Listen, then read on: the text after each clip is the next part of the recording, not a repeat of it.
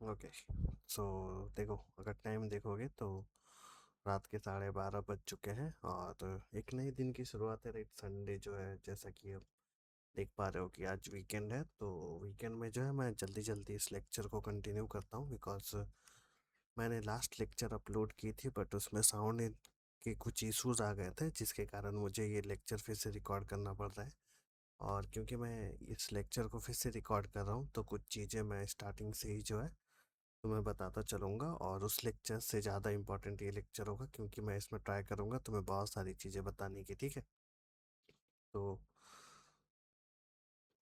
Good morning. Right, good morning to all of you. और हम lecture को continue करते हैं। देखो, बेसिक जो है आज का जो हमारा लेक्चर होगा, ये मैं बेसिकली जो है मैं फोकस करना चाहता हूँ लिक्विडिटी पे। ओके, ठीक है। चलो यार, इस कलर को मत लो, वैसे भी ये कलर बहुत बदनाम हो चुका है। राइट, हम ऑरेंज या फिर सैफरन से हट के जो है, I think this one is good. So आज का हमारा टॉपिक होगा लिक्विडिटी। ओके, लिक्विडिटी क्या होती है, कैसे एक्ट करती है, और जब मैं ट्रेड प्लान करता हूँ तो ऐसे टाइम में मैं किस हिसाब से ट्रेड प्लान करता हूँ, इसे हम समझेंगे। तो इस लेक्चर को हम कंटिन्यू करते हैं। बहुत सारे स्लाइड्स हैं जो हमें समझने हैं। ऑलमोस्ट देखो 34 स्लाइड्स हैं, जिसमें कुछ एग्जांपल्स भी हैं जो पिछले वीडियो में मैं नहीं ऐड कर पाया था। मैंने सोचा था उसके सेपरेट वीडियोस क्रिएट करूँगा बट वैसे अपॉर्चुनिटी बन नहीं रही है। कुछ मेरी शिफ्ट ऐसी टाइम पे रहती है कि मैं मंडे टू फ्राइडे या सैटरडे तक बिजी रह जाता हूँ, जिसके कारण मैं जो प्रॉपर ट्रेडिंग को टाइम नहीं दे पा रहा। राइट, और कोई नहीं, अभी कुछ दिन ऐसे ही चलने दो। इसके बाद जो है हम फुल टाइम जो है ट्रेडिंग पे ही फोकस करेंगे। ठीक है, तो देखो, बात आती है लिक्विडिटी की। लिक्विडिटी होता क्या है? देखो, मैंने सिंपली तुम्हें समझाने की कोशिश की है। लिक्विडिटी जो होती है वो मेनली जो होते हैं वो स्टॉप लॉसेस होते हैं। ठीक है, कोई भी जब तुम ऑर्डर प्लेस करते हो, कोई भी ट्रेडर जब एक ऑर्डर प्लेस करता है, चाहे वो पुट के लिए हो, चाहे वो बाय के लिए हो, मतलब कॉल के लिए हो, ठीक है, चाहे वो बाइंग करे या फिर वो सेलिंग करे, वो जब भी अपना ऑर्डर प्लेस करेगा तो उसका बेसिक आइडिया क्या होता है कि मैं इस क्वांटिटी में अपना एसएल रखूँगा और उसके बाद इस तरीके से जो है मैं अपनी प्रॉफिट बुकिंग करूँगा। राइट, ठीक है, बेसिकली वो इतना ही सोचते हैं। तो इसी के बेस पे जो है लिक्विडिटी जो होती है, ये बेसिकली स्टॉप लॉसेस होते हैं जो हमारे एसएल होते हैं, उसे ही हम लिक्विडिटी कहते हैं। ओके, अब ये एसएल क्यों इम्पोर्टेंट है और इसे कैसे समझना है? देखो, जो इंस्टीट्यूशंस होते हैं उनके पास बहुत पैसे हैं। ठीक है, उनके पास बहुत पैसे हैं, और जो रिटेलर होते हैं उनकी संख्या ज़्यादा है। राइट, नंबर में हम उन पर डोमिनेट करते हैं, बट इंस्टीट्यूशन के पास पैसे बहुत ज़्यादा होते हैं, हमारे फंड से कई लाख गुना फंड उनके पास होता है। ठीक है, बट उनके ऑर्डर को कंप्लीट होने के लिए जो है रिटेलर्स चाहिए। तो रिटेलर्स कब उस ऑर्डर को कंप्लीट कर पाएंगे, कब उसे फिल कर पाएंगे, ये समझना इम्पोर्टेंट है। ठीक है, सपोज कर लो अगर इंस्टीट्यूशन भी बाइंग करे। ओके, जैसा कि तुम जानते हो, राइट, जो कोरिलेशन है तुम जानते हो, अगर कोई बायर है तो एक सेलर भी होगा। ठीक है, जब एक कॉन्ट्रैक्ट होता है निफ्टी का, जब एक कॉन्ट्रैक्ट होता है या फिर किसी भी स्टॉक पे जब तुम एक क्वांटिटी बाई करते हो तो वही क्वांटिटी सामने वाला कोई सेल कर रहा होगा। ऐसा तो होगा नहीं ना मेरे भाई कि बायर जो है वो दो हो, ठीक है, और सेलर अगर एक हो तो दोनों के ही ऑर्डर लग सकते हैं? नहीं, ऐसा पॉसिबल नहीं है। या फिर इसके उल्टा भी तुम सोच सकते हो। तो ये एक सिंगल कॉन्ट्रैक्ट बनता है बायर और सेलर के 1:1 रेशियो के अकॉर्डिंग।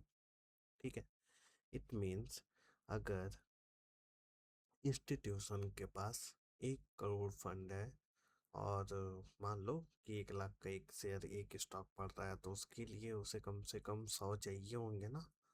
100 ऐसे सेलर या बायर चाहिए होंगे अपने ऑर्डर को कंप्लीट करने के लिए।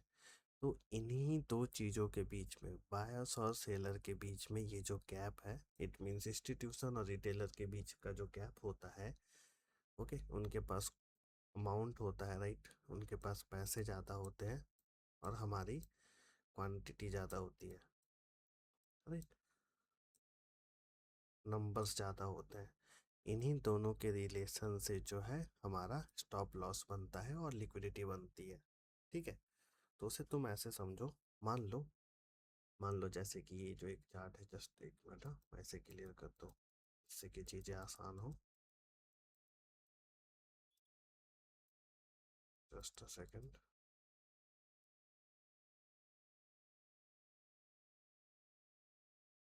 ग्रेट। अब देखो, एक बेसिक चीज समझो, मान लो प्राइस यहाँ से बाइंग कर रहा है, प्राइस यहाँ से इंक्रीज हो रहा है, राइट, तो कोई ना कोई बाइंग करते करते करते करते प्राइस को ऊपर लेके आओ। ठीक है, इस पॉइंट तक लेके आया। ओके, इस पॉइंट तक प्राइस आ चुका है। अब जो है प्राइस धीरे धीरे नीचे आ रहा है। जब प्राइस धीरे धीरे नीचे आएगा तो यह इस पॉइंट से जिन्होंने बाइंग की है, बात को समझना, इस पॉइंट से जिन्होंने बाइंग की है उनका प्रॉफिट क्या हो रहा है, कम होता जा रहा है। तो धीरे धीरे वो क्या करेंगे, इससे बाहर निकलेंगे, इस ट्रेड से बाहर निकलेंगे, यहाँ पे बाहर निकलेंगे, सो ऑन, बाहर निकलते निकलते जो है, जो बायर थे वो अब धीरे धीरे किस में ट्रांसपोर्ट हो रहे हैं, ट्रांसपोज हो रहे हैं, मान लो तो सेलर्स में। ठीक है, तो इस तरीके से ये बनी एक बेसिक लिक्विडिटी।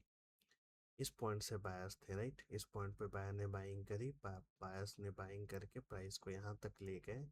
इसके बाद प्राइस जैसे जैसे नीचे आ रहा है, तो ये जो सेलर्स है इस पॉइंट पे, जो हमारे सेलर्स हैं, सोचो, जो यहाँ पे सेलर्स हैं उनका क्या व्यू होगा। इस पॉइंट पे सेलर सोचेंगे कि हम सेलिंग इस तरीके से करें कि कम से कम यहाँ तक जो भी है, जितने भी बायर यहाँ पे बैठे थे उन सबको हम निकाल दें। तो इसके लिए सेलर्स की स्टॉप लॉसेस कहाँ होते हैं, इस पॉइंट पे होते हैं। ठीक है, समझ रहे हो। और बायर्स के स्टॉप लॉसेस कहाँ होते हैं, तो हाई पे हमेशा सेलर के स्टॉप लॉस होते हैं और लो पे हमेशा बायर्स के स्टॉप लॉसेस होते हैं। ठीक है, तो यहाँ तक तुमने समझा, राइट। सेलर डोमिनेट कर रहे थे तो प्राइस को नीचे भेजा उन्होंने, तो ये इनका क्या बना, एक एसएल पॉइंट बना। ओके, नेक्स्ट मूव में प्राइस नीचे आता है, सारे बायर निकल चुके हैं, अब सब किस में कन्वर्ट हो चुके हैं, सेलर्स में। ठीक है, अब जितने भी रिटेलर हैं सब सेलिंग कर रहे हैं, सेलिंग कर रहे हैं, सेलिंग कर रहे हैं। इंस्टीट्यूशन, अब इंस्टीट्यूशन क्या सोच रहा है, अगर मैं इंस्टीट्यूशन हूँ, मेरे पास बहुत पैसे हैं, तो क्या मैं यहाँ से बाइंग करूँगा मेरे भाई, सोच करके देखो। ठीक है, क्या आप बाय करोगे क्या, कोई भी चीज़ जो पहले 100 रुपए की मिल रही थी अब वो चीज़ 120 रुपए की मिल रही है, तो क्या तुम बाय करने वाले हो, अनलेस अनटिल स्कार्सिटी ना हो, राइट। स्कार्सिटी तुम जानते हो, इकोनॉमिक्स का एक चैप्टर था बहुत ही इंपॉर्टेंट, क्लास 11 12 में भी तुमने पढ़ा होगा इसके बारे में। ओके, जो बच्चे, जो फ्रेंड्स मेरे जो है कॉमर्स बैकग्राउंड से होंगे उन्हें पता होगा, राइट। तो स्कार्सिटी तो है नहीं। ठीक है, तो यहाँ पे खरीदना, okay, you know total blunder होगा। तो इंस्टीट्यूशन प्राइस के नीचे आने का वेट करता है, जब सब सेलर बन जाते हैं। ओके, तो जब सब सेलर बन जाते हैं तो ये सेलर्स जो है धीरे धीरे करके प्राइस को नीचे लेके आते हैं, एक ऐसा लेवल आता है कि उस लेवल से जो है हमारे बायर्स जो होते हैं, यानी कि इंस्टीट्यूशन जो है अपनी ऑर्डर को प्लेस करता है और यहाँ से बाइंग करता है। अब यहाँ पे अगर इंस्टीट्यूशन बाइंग करेगा तो वो क्या सोचेगा कि कम से कम मैं यहाँ तक के जितने भी सेलर हैं इन सबको निकालूं, और इन सब का एसएल कहाँ तक का होगा, मान लो कोई एक पॉइंट होगा यहाँ तक का, मान लो एसएल था। ठीक है, तो सेलर्स के स्टॉप लॉस जो होते हैं उन्हें तुम बी एस एल कहते हो, बाई साइड लिक्विडिटी। और बायर्स के जो स्टॉप लॉस होते हैं उसे हम एस एस एल कहते हैं, सेल साइड लिक्विडिटी। ये मैं आगे बताऊंगा, अभी मैं तुम्हें बस कंडीशन समझा रहा हूँ लिक्विडिटी आखिर होती कैसे है। तो यहाँ से इंस्टीट्यूशन ने बाइंग करी, अब वो बाइंग करके प्राइस को ऊपर ले जा रहा है। जैसे तुमने देखा कि प्राइस ऊपर जा रहा है तो ये जो सेलर्स हैं अब क्या कर रहे हैं, अगेन बायर्स में कन्वर्ट हो गए, प्राइस को और रिदम मिला और धीरे धीरे करके एक न्यू हाई तक पहुंचा। ठीक है, अगेन प्राइस को नीचे लेके आया क्या। ठीक है, अगेन यहाँ से बाइंग आई, अगेन यहाँ पे सेलिंग आई। तो इंस्टीट्यूशन अपने ऑर्डर को प्लेस कर रहे हैं, अब कोई भी इंस्टीट्यूशन चाहेगा क्या इस पॉइंट पे बेचना, 100 रुपए के सामान को 105 पे बेचना तो वो चाहेगा नहीं। वो चाहेगा कि मैं 100 रुपए के सामान को 120 पे बेचूं, 130 पे बेचूं। ठीक है। तो इंस्टीट्यूशन की सेलिंग लेवल हमेशा लो पे, हाई पे बनती है। किसी भी चार्ट के हाई पे, प्राइस के हाई पे इंस्टीट्यूशन का सेलिंग लेवल बनता है, और किसी भी चार्ट के लो पे जो है इंस्टीट्यूशन के बाइंग लेवल बनते हैं। ठीक है। और इसी के बीच में हम जो बेसिक रिटेलर हैं, ओके, रिटेल ट्रेडर जो हैं, वो बायर सेलर बनते रहते हैं, कन्वर्ट होते रहते हैं। और जो इंस्टीट्यूशन के बड़े बड़े ऑर्डर होते हैं वो कंप्लीट होते हैं, और उनके अकॉर्डिंग जो है प्राइस अपने मोमेंटम को फॉलो करता है। ठीक है। तो ये तुम देख रहे हो सेल साइड की लिक्विडिटी, स्टॉप लॉस, ये क्या है, कि स्टॉप लॉस, ये क्या है, स्टॉप लॉस, ये क्या है, stop loss, again stop loss. ठीक है। तो पहले तो ये लिक्विडिटी हंट हुई, फिर ये लिक्विडिटी हंट हुई, आगे जा कर के ये लिक्विडिटी हंट हुई, ये लिक्विडिटी हंट हुई, एंड सो ऑन। इस लिक्विडिटी को भी हंट किया गया। ओके। ये लिक्विडिटी कहीं बची थी, बट मान लो इसे तुम ये इस तरीके से आकर के ये निकला है। ठीक है। तो इस तरीके से जो है प्राइस एक्शन चलता है, और जो है जो भी प्राइस एक्शन तुम्हें देखने को मिलता है वहाँ पे लिक्विडिटी इस तरीके से क्रिएट होती है, और रिटेलर्स को मैनिपुलेट किया जाता है। ठीक है। तो ये तुमने समझा। फर्स्ट स्लाइड आई थिंक तुम्हारे लिए आसान होगा समझना, लिक्विडिटी क्या होती है और कैसे वर्क करती है, इंस्टीट्यूशन किस लेवल से कैसे ट्राई करते हैं चीज़ों को बाय और सेल करने की, और हम किस लेवल से सोचते हैं। Okay. Now, now type of liquidity, ये भी एक बेसिक कॉन्सेप्ट है, टाइप ऑफ लिक्विडिटी। देखो, लिक्विडिटी क्या क्या हो सकता है। लिक्विडिटी हो सकता है कोई स्विंग हाई पॉइंट जहाँ से सेलिंग आएगी, कोई स्विंग लो पॉइंट जहाँ से बाइंग आएगी, कुछ इक्वल हाई होते हैं, कुछ इक्वल लो होते हैं। ठीक है। इन दोनों जगहों पे, इन सारी जगहों पे एक चीज़ को समझना। मान लो प्राइस ने ये इक्वल हाई की मैं बात कर रहा हूँ भाई फिलहाल। ठीक है। ये हाई बनाया, अगेन प्राइस यहाँ तक आ करके हाई बनाता है। ठीक है। दो हाई इसने बनाया। अब तुम्हें क्या लगेगा, प्राइस तो गिरेगा। हाँ, प्राइस तो गिरेगा। चलो, प्राइस गिरा, तो गिरते गिरते ये यहाँ तक आया, अपने लास्ट पॉइंट तक। ठीक है। अपने लास्ट पीओआई तक आया। पीओआई क्या होता है इसके बारे में हम जान चुके हैं, और इसके बारे में और अच्छे से हम आगे के वीडियोस में जानेंगे। तो ये हमारा पीओआई बन गया, राइट। अब इस पीओआई पे आने के बाद प्राइस जब इसे टैप करेगा तीसरी बार में, अगेन एक बाइंग आ सकती है, जो कि इस पॉइंट पे जो सेलर्स थे, यहाँ के जो सेलर्स थे, उन्होंने पहले तो प्राइस को ऊपर जाने नहीं दिया। इस पॉइंट पे भी सेलर्स ने प्राइस को ऊपर जाने नहीं दिया। अब इन दोनों के एसएल, कम्युलेटिव एसएल को इसके बाद वाला मूव लेके चला जाएगा। ठीक है। ओके। तो डबल टॉप तुमने बनते देखा है, उसके बाद जो है एक स्पाइक देखने को मिलता है। जो स्पाइक जो होता है वो, जो सेलर्स होते हैं उनके लिक्विडिटी को हंट करने के लिए जो है बाइंग आती है, और बाइंग कंप्लीट होने के बाद अब इस पॉइंट पे यहाँ तक जो लोग सेफ थे, राइट, जो लोग यहाँ तक सेफ थे वो सारे पहले निकल चुके हैं। ओके। इसके बाद इंस्टीट्यूशन ने अपना कमाल दिखाया, दिखाने के बाद जो है प्राइस को सीधे डाउन। ओके। इन अ सेम वे यहाँ से बाइंग हुई, यहाँ से बाइंग हुई, कुछ लोगों ने यहाँ तक प्रॉफिट बुक करा, फिर वो नीचे चले गए। ओके। सेलर में कन्वर्ट हुए, अगेन बाइंग आई, और बाइंग आने के बाद फिर प्राइस ऊपर चला गया। अब तुम्हें क्या लगा, अरे यार इसने तो इस लिक्विडिटी को भी हंट कर लिया, ये लिक्विडिटी भी हंट हो गई है, तो अब प्राइस ऊपर जाएगा। तो यहाँ से प्राइस में सेलर्स अगेन एक्टिव होते हैं, सेलिंग करते हैं इस पॉइंट तक। ये पूरे बायर्स की ये जो लिक्विडिटी रेंज है, राइट, ये जो मैंने मार्क कर रखा है रेट से लिक्विडिटी रेंज, यहाँ तक की लिक्विडिटी हंट की जाती है, प्राइस उससे थोड़ा नीचे जाता है, and then market structure shift create होता है। ओके। एएमडी प्रोफाइल बनता है, लास्ट पीओआई क्रिएट होता है, और वहाँ से फिर प्राइस अपने लिक्विडिटी लेने के लिए चला जाता है। ठीक है।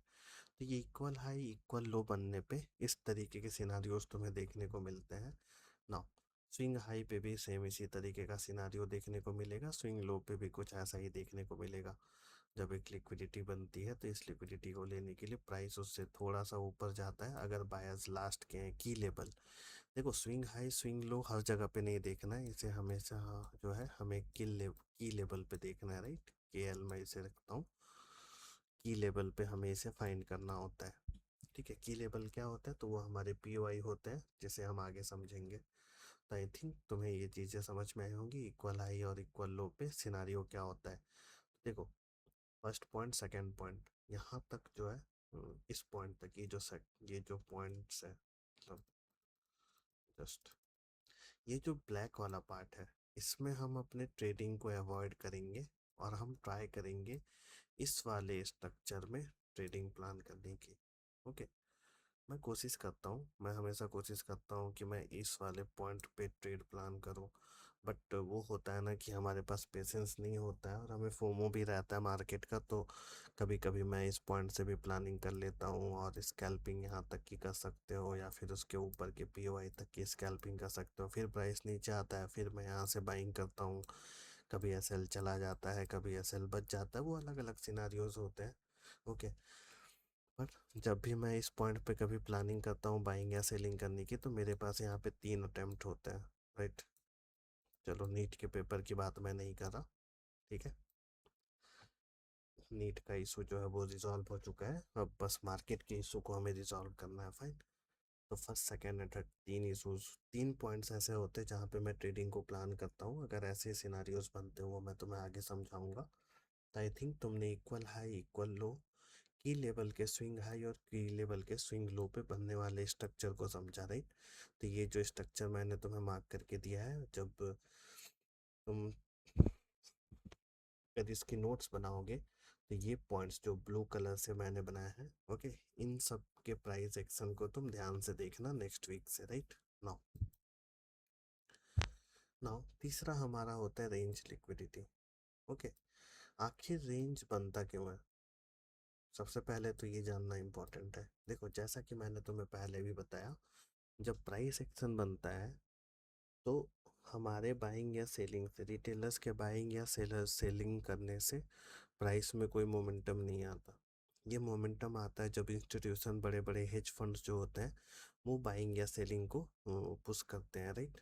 ठीक है, ऐसे सिनारियोज में जो है प्राइस का मोमेंटम शो होता है। तो इस प्राइस मोमेंटम में कभी कभी ऐसा होता है कि प्राइस को ऊपर जाना है, ठीक है। अब प्राइस को ऊपर जाने के लिए ऑर्डर्स चाहिए, मतलब सेलर्स चाहिए। अगर प्राइस को नीचे जाना है तो प्राइस को फिलफिल करने के लिए इंस्टीट्यूशन को सेलिंग करनी है तो बायर्स चाहिए, और बाइंग करनी है तो सेलर्स चाहिए, राइट। अपोजिट चाहिए उसे, रिटेलर जिसमें कि ट्रैप हो। तो ऐसे सिनारियों में क्या होता है कि जब टोटल इंस्टीट्यूशंस की जो बड़े ऑर्डर होते हैं वो कंप्लीट नहीं होते, राइट, बचे रहते हैं। ठीक है, मान लो उनके पास 100 क्वांटिटी है, ठीक है, 100 क्वांटिटी वो सेल करना चाह रहे हैं, बट जो बायर्स हैं वो 10 अवेलेबल है, ठीक है।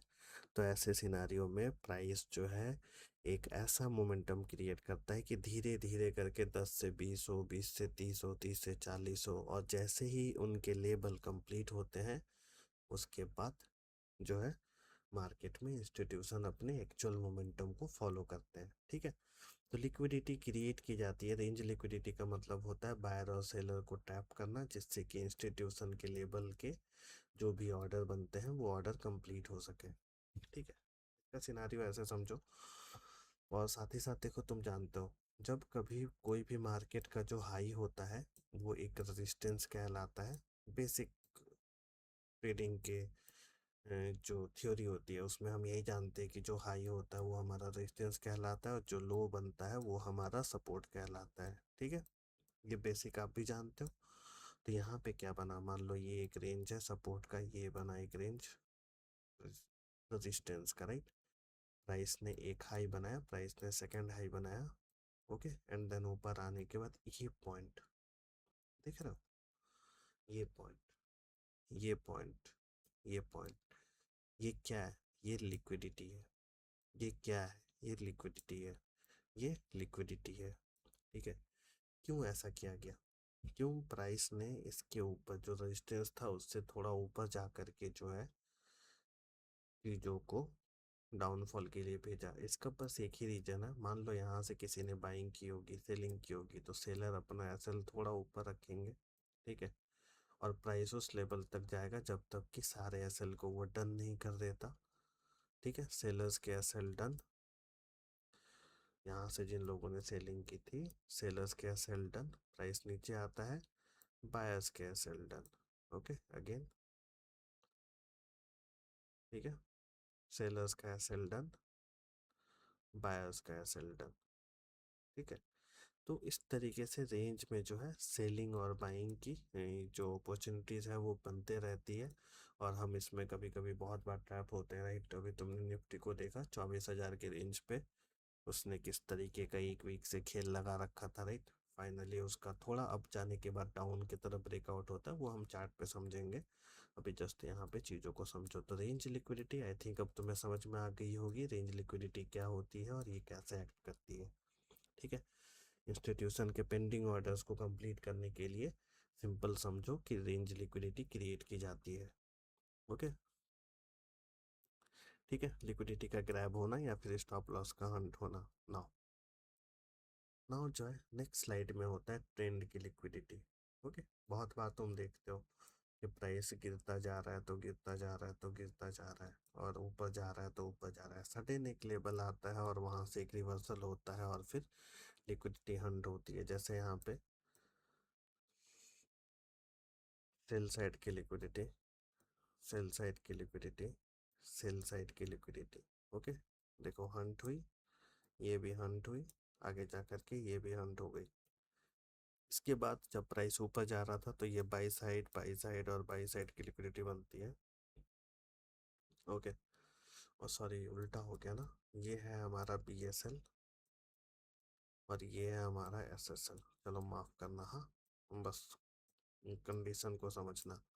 तो ये सारी लिक्विडिटी हंट हुई, उसके बाद ये लिक्विडिटी आगे जा करके कुछ इस तरीके से प्राइस एक्शन बनेगा और ये लिक्विडिटी भी हंट होगी। इट मीन्स प्राइस जो है, ठीक है, प्राइस को तुम ऐसे समझना कि प्राइस जो है वो डॉक्टर डूम है, राइट।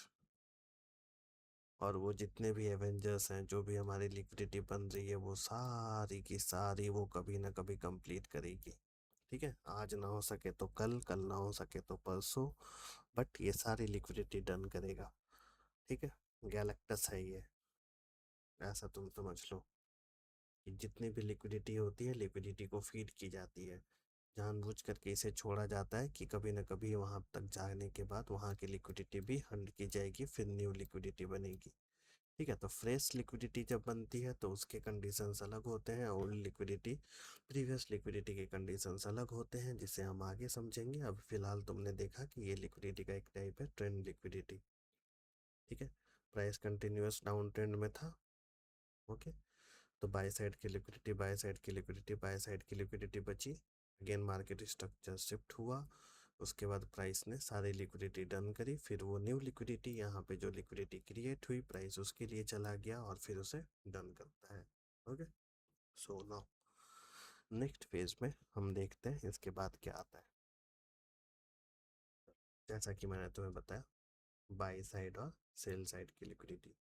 ओके, ये एक नॉर्मल सी लिक्विडिटी है, तुम जानते हो प्राइस यहाँ से जो है बाई साइड के stop losses, BSL by side के स्टॉप लॉसेस कहलाते हैं, और सेल साइड के स्टॉप लॉस। तो बाई साइड में स्टॉप लॉस कौन लगाएगा?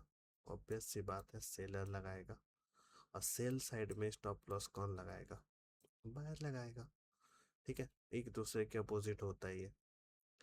सेलर का एसएल होता है तो उसे हम बाई साइड लिक्विडिटी कहते हैं, बायर्स के एसएल होते हैं तो उसे हम सेल साइड की लिक्विडिटी कहते हैं। जैसे ये बाई साइड की लिक्विडिटी थी, इस पॉइंट ने उसे क्या किया, हंट किया, हंट करने के बाद अगेन नीचे आया, यहाँ पे क्या था, ये सेल साइड की लिक्विडिटी थी, इसे इस मोमेंटम ने हंट किया एंड सो ऑन, और इस तरीके से जो है लिक्विडिटी को हंट किया जाता है।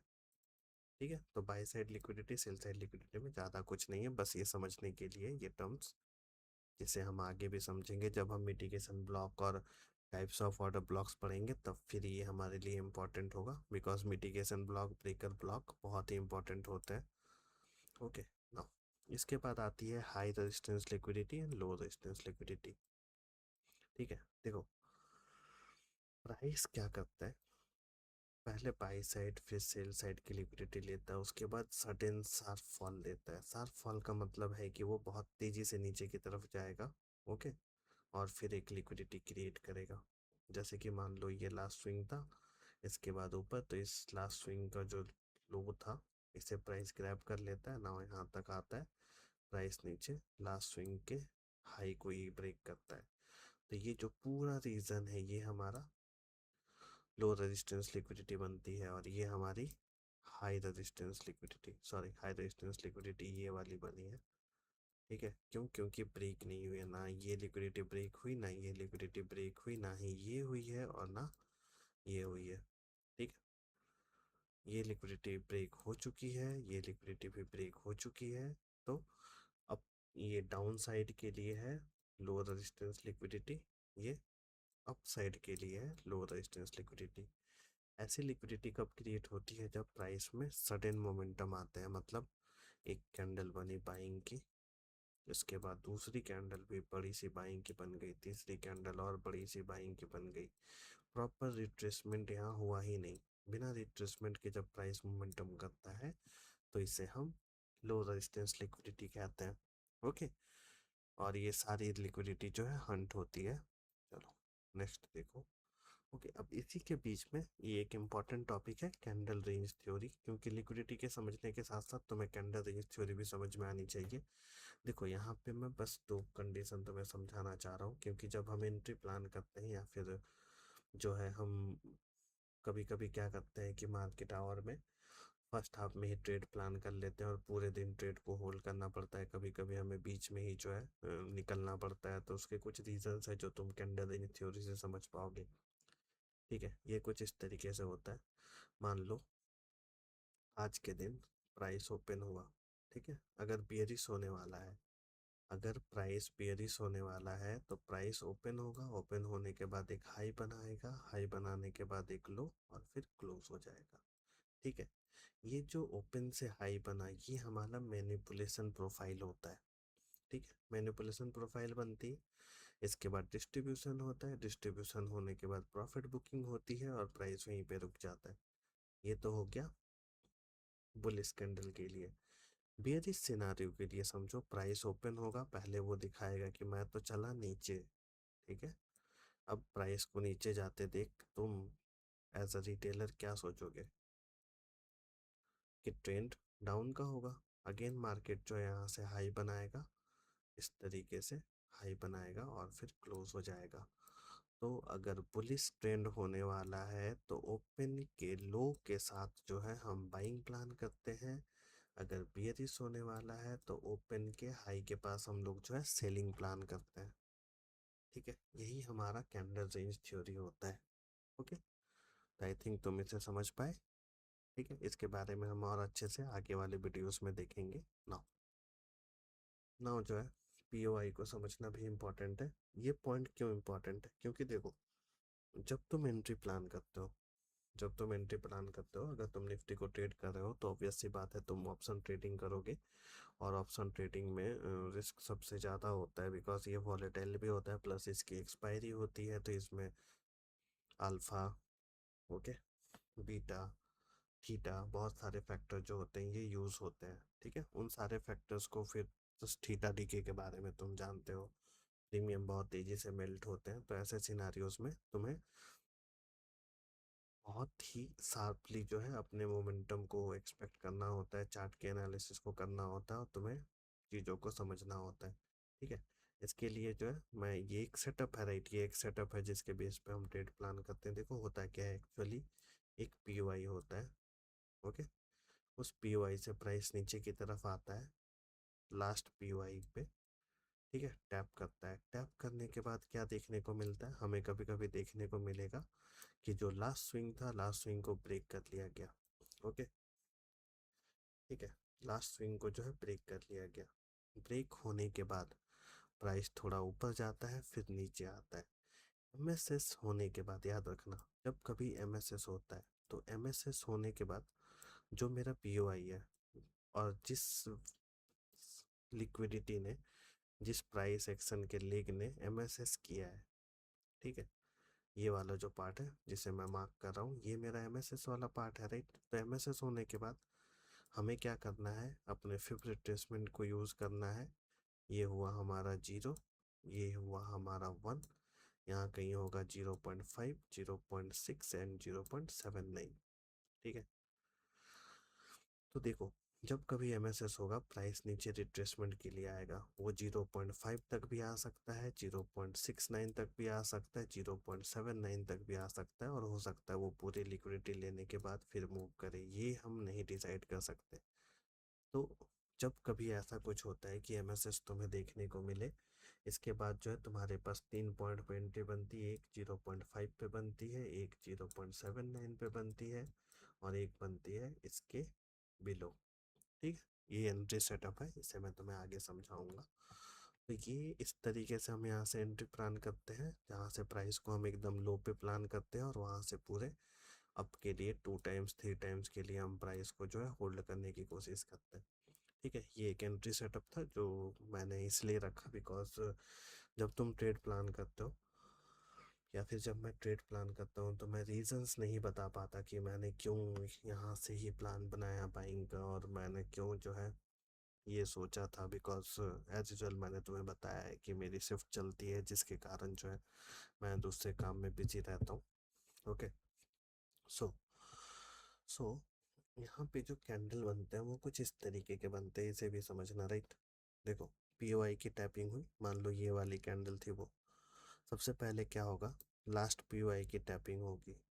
ठीक है, टैपिंग होने के बाद प्राइस में एक डिस्प्लेसमेंट देखने को मिलेगा, ये है वो डिस्प्लेसमेंट। ओके, डिस्प्लेसमेंट हो चुका है, देन हमें चाहिए रिट्रेसमेंट। तो ये जो पार्ट है, मैं जस्ट कलर्स चेंज कर दूँ, हाँ, जिससे कि तुम्हारे लिए आसान हो। अरे यार, ये वाली कलर, ये जो पार्ट है ये है हमारा रिट्रेसमेंट। ठीक है, रिट्रेसमेंट हो चुका, डिस्प्लेसमेंट हो चुका है, रिट्रेसमेंट हो चुका, इसके बाद आता है एक्सपेंशन, और इसी एक्सपेंशन पे हम अपनी एंट्री प्लान करते हैं। समझ रहे हो, इसी एक्सपेंशन पे जो है हम अपनी एंट्री को प्लान करते हैं। तो ये मेरा वर्किंग मॉड्यूल है, जो मैं निफ्टी के चार्ट पे बहुत बार यूज़ करता हूँ, हर बार मैं इसे ही ट्राई करता हूँ। हाँ, मैं फेल भी होता हूँ, ऐसा नहीं है कि मैं हमेशा जो है सक्सेसफुली रहता हूँ, फेल भी होता हूँ, बिकॉज देखो, डबल बॉटम या फिर यहीं से रिवर्स करने का जो कंडीशन है, ये अगर बायस तुम्हारे सही हो तो ही जो है वैलिड होते हैं, नहीं तो फिर जो है गलत टाइम पे जब हम ट्रेड में एंट्री प्लान करते हैं, तो चलो ठीक है एसएल जाते हैं, बट बहुत बड़े एसएल नहीं जाते, छोटा सा एसएल जाता है, 2 से 5 मैक्सिमम। सबसे बड़ा एसएल मेरा जो होता है वो 10 पॉइंट का एसएल होता है। ठीक है, 10 पॉइंट, इससे बड़ा एसएल मेरा कभी नहीं रहता अगर मैं निफ्टी को ट्रेड कर रहा हूँ तो। रीज़न भी मैं तुम्हें बता दूंगा, क्योंकि 10 पॉइंट का मोमेंटम 1 मिनट के टाइम फ्रेम में जब तुम एंट्री की प्लानिंग करते हो, तो 10 पॉइंट से कम का ही तुम्हें एसएल देखने को मिलता है। ठीक है, उतने में ही है, ये सारे प्राइस एक्शन बन जाते हैं। ठीक है, तो ये तुमने समझा कि यहाँ पे क्या होता है, एमएसएस होता है, एमएसएस होने के बाद एक डिस्प्लेसमेंट आती है, मतलब लो, लास्ट लो की लिक्विडिटी ग्रैब होती है, ये एक्सटर्नल बनता है, फिर एमएसएस होता है, प्राइस इस तरीके से नीचे आता है, नीचे आने के बाद अगेन वो अप जाना स्टार्ट करता है। तो ये हुआ डिस्प्लेसमेंट, ये हुआ रिट्रेसमेंट, और ये हुआ एक्सपेंशन। ठीक है, तो इस प्रोफाइल पे जो है हम अपनी एंट्री प्लानिंग करते हैं। ओके, ना अभी बहुत सारे स्लाइड्स बाकी हैं, तो हम चलो थोड़ी तेजी से चलते हैं। ओके, अब now validation structure, candle range theory का जो वैलिडेशन स्ट्रक्चर होता है वो कैसे होता है समझो। प्राइस कुछ इस तरीके से आया नीचे, नीचे आने के बाद उसने अपने लास्ट स्विंग को मार्क करके एमएसएस किया। ठीक है, एमएसएस करने के बाद एक हाई क्रिएट किया, हाई क्रिएट होने के बाद यहाँ पर क्या हुआ, एक हाई क्रिएट हो चुका है, मान लो इस तरीके से हाई क्रिएट हो चुका है। हाई क्रिएट होने के बाद ये तो एमएसएस तुम्हें दिखा रहा है कि हो चुका है, इसके बाद क्या हो रहा है, प्राइस जो है नीचे की तरफ। ओके, ये जो प्रीवियस हाई थी, ये जो कैंडल थी, इसके लिक्विडिटी को ग्रैब करता है, लिक्विडिटी ग्रैब करने के बाद एक कैंडल बनती है, देन पीओआई बनते हैं, अगेन पीओआई से, और पीओआई से प्राइस नीचे, अगर ये नीचे की तरफ ब्रेक कर गया तो तुम्हें पता है कि प्राइस अब नीचे जाने वाला है, ट्रेंड कंटिन्यू रहेगा। ठीक है, और यहाँ पे जो है ऊपर से सेलिंग करने के लिए कुछ इस तरीके का सिनारियो बनता है कि एक्यूमुलेशन फेज आता है सबसे पहले। ठीक है, ये जो रेंज है, ये जो रेंज है यहाँ पे एक्यूमुलेशन होता है। ये जो वीक ऊपर गई ये हमारा मैनिपुलेशन बनता है, और उसके बाद उस पीओआई से जो है प्राइस नीचे डिस्ट्रीब्यूशन बनता है। ठीक है, तो ये सीआरटी का वैलिड स्ट्रक्चर होता है। ये तुम्हें मैक्सिमम जो है 1 आवर पे ट्राई करना है, मतलब 1 आवर के चार्ट पे तुम इसे फॉलो कर सकते हो, तुम जो है इसे 4 आवर के टाइम फ्रेम पे फॉलो कर सकते हो। ओके, 15 मिनट के टाइम फ्रेम पे मत करना मेरे भाई। अगर 15 मिनट पे कर रहे हो तो स्कैल्पिंग के लिए इसे यूज़ करना। 15 मिनट के इस स्ट्रक्चर को फॉलो करके 1 मिनट पे एंट्री प्लान करना। ओके, तुम्हारे ट्रेड भले ही स्कैल्पिंग के होंगे, छोटे से पॉइंट्स होंगे, बट सक्सेस रेट उसमें तुम्हारे बहुत अच्छे होंगे।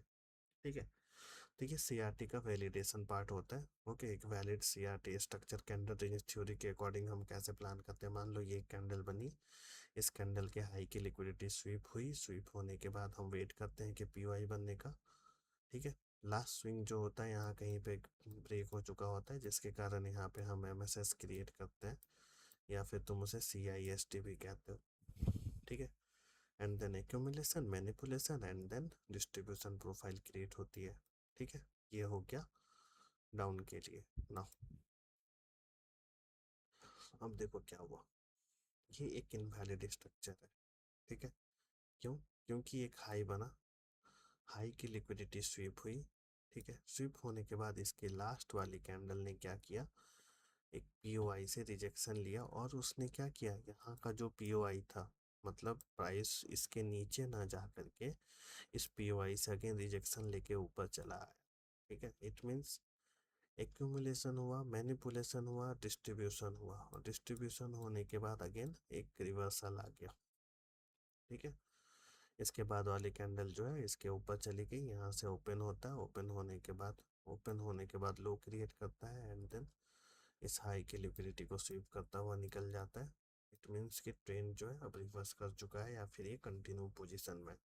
वो डिसाइड होगा तुम्हारा ट्रेंड कौन सा है। अगर बाइंग साइड है तो, अगर बुलिश है तो फिर तुम ट्रेंड कंटिन्यू करोगे, अगर बियरिश है तो फिर तुम रिवर्सल एक्ट करोगे। ठीक है, तो ये accumulation, manipulation, distribution and reversal profile बनती है। ठीक है, ऐसे सिनारियोज में भी कभी कभी ऐसा होता है कि हम इस पीओआई से जो है सेलिंग की फिर प्लानिंग करते हैं, बट ये फेल हो जाती है। तो जब ये फेल होती है तो इसके बाद हम वेट करते हैं इसके बाद वाली कैंडल के नीचे आने का, और लास्ट पीओआई के टैप करने का, और यहाँ से फिर हम बाइंग करते हैं। ठीक है, इतना तुमने समझा सीआरटी का वैलिडेशन स्ट्रक्चर कैसे होता है ना। और देखो ट्रेंड अप है, ये हमारा हाई बना, ये हमारा लो बना। ठीक है, प्राइस ने हाई की लिक्विडिटी स्वीप की, स्वीप करने के बाद पीओआई बना। अब इसने जो क्या किया, देखो ये इस पीओआई से इस पीओआई की सारी लिक्विडिटी उसी कैंडल ने ग्रैब कर ली, प्लस कैंडल जो है इसने पीओआई के नीचे ब्रेक किया। इट मीन्स कि अब ट्रेंड कंटिन्यू नहीं होगा, वो प्राइस अब नीचे चला जाएगा यहाँ से कुछ इस तरीके से। ठीक है, ये अपसाइड के लिए इनवैलिड स्ट्रक्चर है, दैट्स वाई मैंने इसे मार्क कर रखा है। देखो एक्यूमुलेशन, ठीक, इस पॉइंट पे एक्यूमुलेशन हुआ, हाई की लिक्विडिटी स्वीप हुई, एक्यूमुलेशन, मैनिपुलेशन, डिस्ट्रीब्यूशन तो हुआ, इसके बाद अगेन कंटिन्यूएशन हो गया, रिवर्सल नहीं आके कंटिन्यूएशन हो गया। तो ये मेरा एक इनवैलिड सीआरटी स्ट्रक्चर है। ठीक है,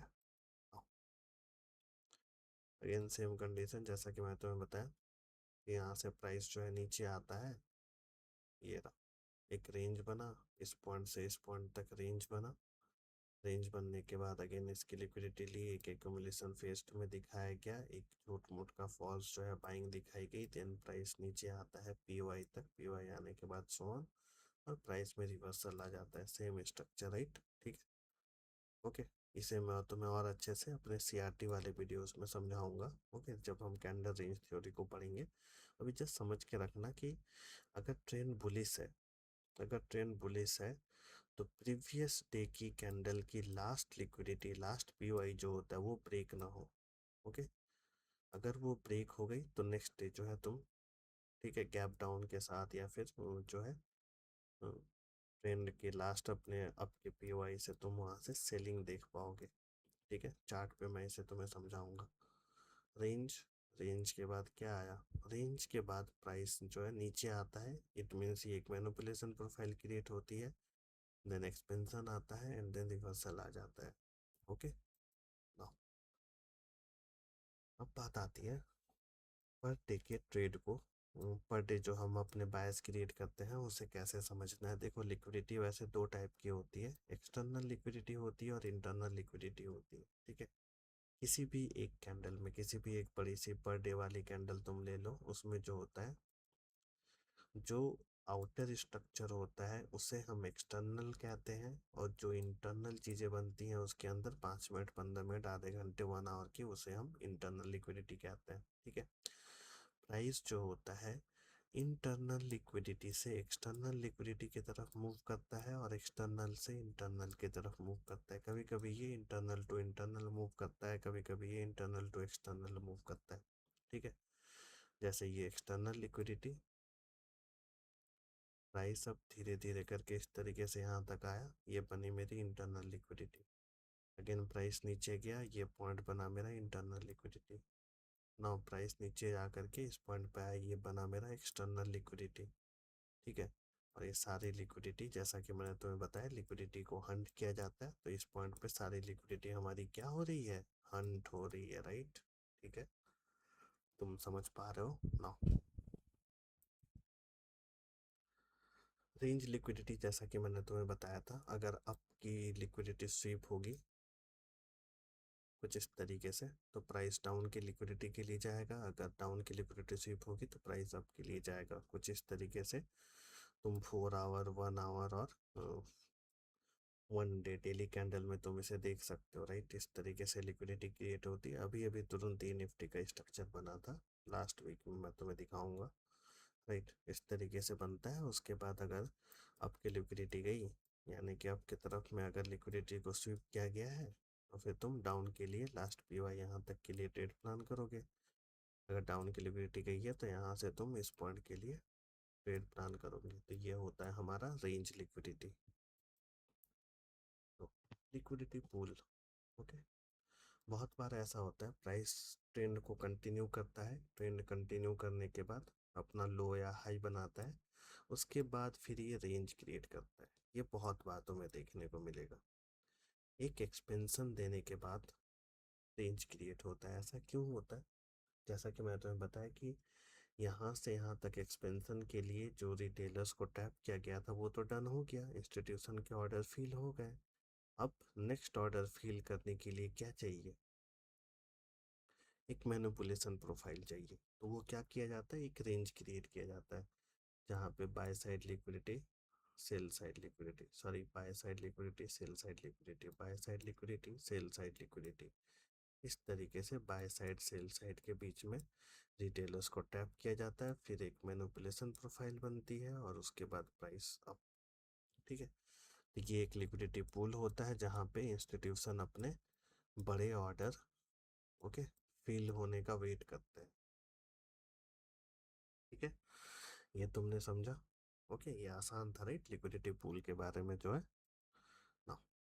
इंजीनियर्ड लिक्विडिटी क्या होती है, ये एसएमसी में जब तुम हडसन सर के वीडियोस देखोगे तो वहाँ पे तुम्हें ये टर्म समझ में आएगा कि ये इंजीनियर्ड लिक्विडिटी क्या होती है। देखो, इंजीनियर लिक्विडिटी एक ऐसी लिक्विडिटी होती है जो कि ना किसी पीओआई के डिपेंडेंट होती है, ना ही किसी लिक्विडिटी के, ठीक है। जैसे कि देखो, ये जो पॉइंट था, ये मेरा एक लिक्विडिटी पॉइंट था, ये जो पॉइंट था एक लिक्विडिटी पॉइंट था, ठीक है। ये जो है मेरा ऑर्डर ब्लॉक है, तो एक लिक्विडिटी पॉइंट है, एक वैलिड पीओआई है, राइट, ठीक है।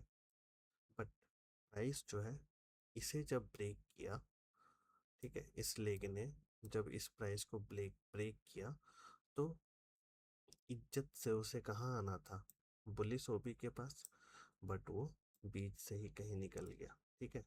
तो जब कभी बिना किसी पीओआई के, बिना किसी लिक्विडिटी के प्राइस का मोमेंटम होता है, तो इसे हम इंजीनियर्ड लिक्विडिटी कहते हैं। और ये बेसिकली एक स्मार्ट मनी ट्रैप होता है, एक फेक मोमेंटम होता है, ठीक है, जिसमें रिटेलर को टैप किया जाता है। इसके बाद देखो प्राइस नीचे आता है, अपनी पुलिस ओबी को क्रिएट करता है, एंड देन बूम, सारी लिक्विडिटी हंट होके चली जाती है, तो ये हमारी कहलाती है इंजीनियर्ड लिक्विडिटी। ठीक है, इसे तुम आगे और अच्छे से समझोगे SMT, स्मार्ट मनी ट्रैप में। ठीक है, तो ये तुमने समझा, एक आसान सा टॉपिक है, बट इतना भी आसान नहीं है। जब आगे के लेक्चर्स आएंगे तब तुम देखना। Right now, equal high equal low, इसकी बात मैंने तुम्हें कर दी है। प्राइस इस तरीके से ऊपर जाएगा। ओके, हायर टाइम फ्रेम में यहाँ पे वीक बनेगा, लोअर टाइम फ्रेम में 3 candle swing and so on, price नीचे। अगेन इक्वल हाई इक्वल लो, इक्वल लो के बाद इस तरीके से प्राइस नीचे आएगा, लिक्विडिटी को स्वीप करेगा एंड देन तुम्हारी एंट्री। टारगेट यहाँ तक के, इसमें टारगेट यहाँ तक के, और उसके बाद एक्चुअल मूव देखने को मिलेगा। ठीक है, तो ये होता है हमारा इक्वल हाई और इक्वल लो। देखो, इक्वल हाई इक्वल लो बहुत इंपॉर्टेंट लिक्विडिटी पॉइंट्स होते हैं। ओके, पहले यहाँ पे रिटेलर्स को टैप किया जाता है। कभी कभी देखो, मान लो ये पॉइंट है, ठीक है, ये सेकंड पॉइंट है, तो तीसरी बार जब वो आएगा तो जरूरी नहीं है कि वो यहीं से निकल जाए। बहुत सारे ट्रेडर होते हैं जो इक्वल हाई पे सेल करके बैठते हैं। ठीक है, अब प्राइस क्या करता है, उनकी लिक्विडिटी को ले लेता है, उसके बाद एक्चुअल मूव लेकर के आता है। क्यों? क्योंकि तुम जितना एडवांस बनोगे इंस्टीट्यूशन को, उससे एक कदम आगे रहना है। ठीक है, तो इक्वल हाई इक्वल लो, इसकी प्रोबेबिलिटी जो है 50-50% होगी, जिसपे वैसे तो ट्रेड प्लान नहीं करना चाहिए, बट फिर भी जो है तुम एक छोटा सा रिस्क ले सकते हो। राइट, सो बाय साइड और सेल साइड की लिक्विडिटी मैंने तुम्हें पहले ही समझा रखी है। ये नॉर्मल बाय साइड की liquidity mitigation block, sell side की लिक्विडिटी मिटिगेशन ब्लॉक, और ये पूरा।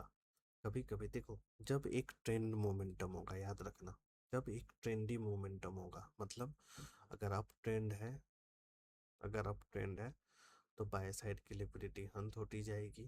ठीक है, अगर डाउन साइड है, मतलब बेयरिश सिनारियो है, तो सेल साइड की लिक्विडिटी जो है वो ग्रैब होती जाएगी। ठीक है, इस तरीके से प्राइस एक्शन चलेगा।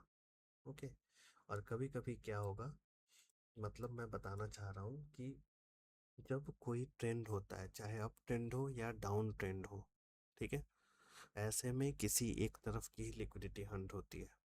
ओके, बट कभी कभी क्या होता है कि रेंज मार्केट क्रिएट होता है, तो जिसमें बाय साइड और सेल साइड दोनों लिक्विडिटी को हंट किया जाता है। ऐसे सिनारियों में बाय साइड और सेल साइड की लिक्विडिटी लेने के बाद जो है ब्रेकर ब्लॉक से हम एंट्री प्लान करते हैं। ओके, वो डिसाइड होता है कि मार्केट किस तरीके से प्राइस को हंट कर रहा है। ओके, इसे भी हम आगे समझेंगे आने वाले ऑर्डर ब्लॉक के जब वीडियोस आएंगे तब। ओके, नाउ नाउ जो है, ओके, एक बेसिक स्ट्रक्चर मैं तुम्हें समझा देता हूँ, जो है मेरा होलसम ऑफ लिक्विडिटी स्ट्रक्चर। इसमें देखो सारी चीज़ें, इसमें देखो एक्सटर्नल लिक्विडिटी है, ये मेरी एक्सटर्नल लिक्विडिटी है, ये मेरा प्रीवियस लिक्विडिटी का पॉइंट था। प्राइस कुछ इस तरीके से पहले, मान लो इस तरीके से नीचे आता गया आता गया, आने के बाद इसने क्या किया, एक अपना हाई लिया। ओके, इक्वल हाई ले लो, मान लो इसे इक्वल हाई तक आया, वहाँ से प्राइस नीचे गया, एक्सटर्नल की लिक्विडिटी ले ली गई, और फिर ये एक नई लिक्विडिटी बनी। तो ये जो भी लिक्विडिटी यहाँ पे बनी मेरे भाई, जो मेरी प्रीवियस लिक्विडिटी थी, उसे मार्केट ने क्या किया, पहले तो हंट किया। यहाँ पर एक पुलिस ऑर्डर ब्लॉक बना होगा, मान लो यहाँ पे एक पुलिस ऑर्डर ब्लॉक बना, और प्राइस तेजी से सारी लिक्विडिटी को लेता हुआ चला गया। जब ये प्राइस लिक्विडिटी को लेके जा रहा था, just I have to change the colour now, जब ये लिक्विडिटी प्रीवियस लिक्विडिटी डन हुई, तो ये मेरी नई लिक्विडिटी बनी। राइट, यहाँ पे कुछ होगा, पीवाई होगा, यहाँ एफपीजी होगा, अगेन रिट्रेसमेंट होगा, तो ये मेरी नई लिक्विडिटी बनी। एक्सटर्नल बनने के बाद प्राइस नीचे आता है, नीचे आने के बाद अगेन थोड़ा अप जाता है, और लोअर टाइम फ्रेम के लास्ट पीवाई की टैपिंग होती है, प्राइस सडनली नीचे आता है अपने लास्ट बुलिश ऑर्डर ब्लॉक के पास, और यहाँ से फिर धीरे धीरे बढ़ता हुआ ऊपर एंड देन अगेन नीचे। इस तरीके से जो है सारी लिक्विडिटी हंट की जाती है। ठीक है, देखो यहाँ पे मैंने मार्क किया कि यहाँ पे कोई लिक्विडिटी वॉइड हो। लिक्विडिटी वॉइड का मतलब क्या होता है, देखो सिंपल समझो, ये एक बाइंग कैंडल आई, बाइंग कैंडल आई,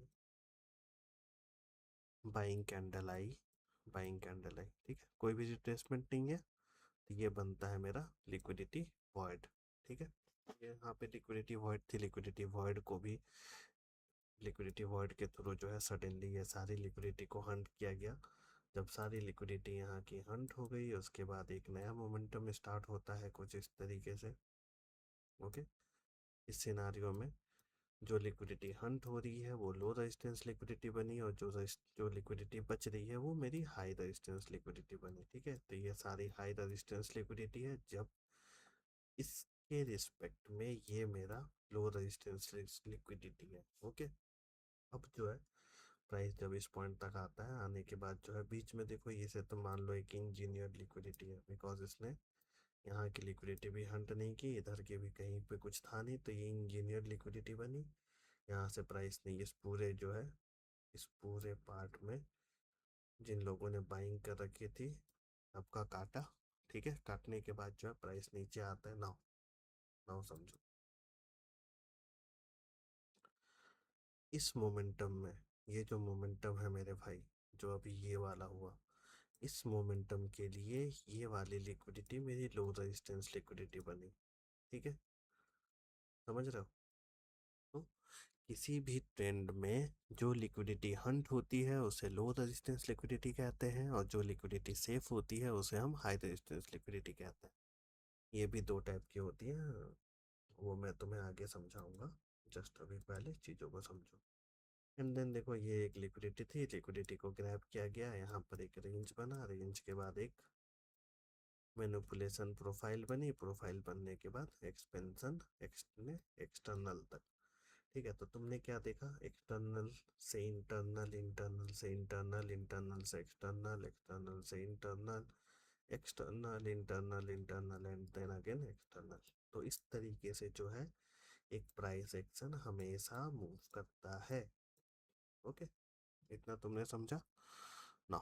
नेक्स्ट पे हम आते हैं, माफ करना, चलो लेक्चर भी थोड़ा बड़ा बन रहा है बट कोई बात नहीं, इम्पोर्टेंट है, राइट, ठीक है।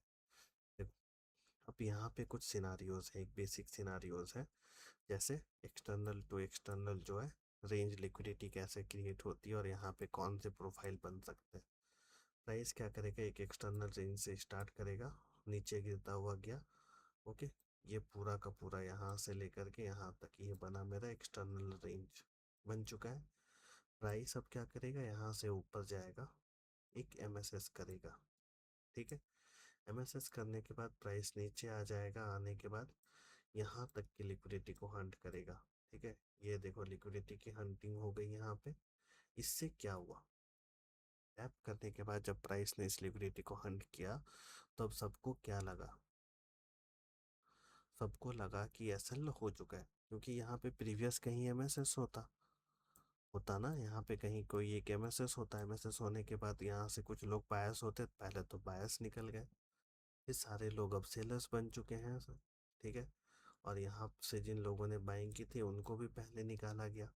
ओके, सबको निकालने के बाद प्राइस जो है अगेन यहाँ से बाइंग स्टार्ट करता है, इंस्टीट्यूशन अपनी एंट्री प्लान करते हैं। ओके, एमएसएस इसके बाद जो है प्राइस यहाँ से अप जाता है, एक्चुअल एमएसएस होता है। इस एमएसएस के बाद जैसा कि मैंने तुम्हें बताया, जब कभी एमएसएस होता है तो एमएसएस वाले लेग में डिस्प्लेसमेंट देखना है तुम्हें।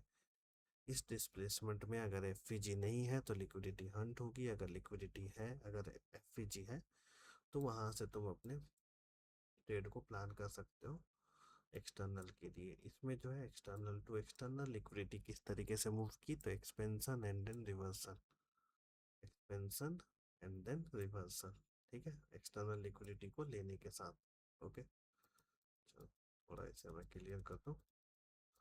ओके, इन सारी चीज़ों के शॉर्ट्स शॉर्ट्स नोट्स तुम जो है बना लेना, इसके फोटोज़ अपने पास अवेलेबल रखना, और स्ट्रक्चर पे देखना कैसे कैसे चीज़ें बन रही हैं ना। एक्सटर्नल टू इंटरनल लिक्विडिटी ये कैसे होती है, देखो इसे ऐसे समझो, ये था मेरा एक एक्सटर्नल रेंज, ये था मेरा एक एक्सटर्नल रेंज, ठीक है। एक्सटर्नल रेंज लिक्विडिटी, इसमें क्या है, एक्सटर्नल से इंटरनल रेंज लिक्विडिटी कैसे बनती है समझो।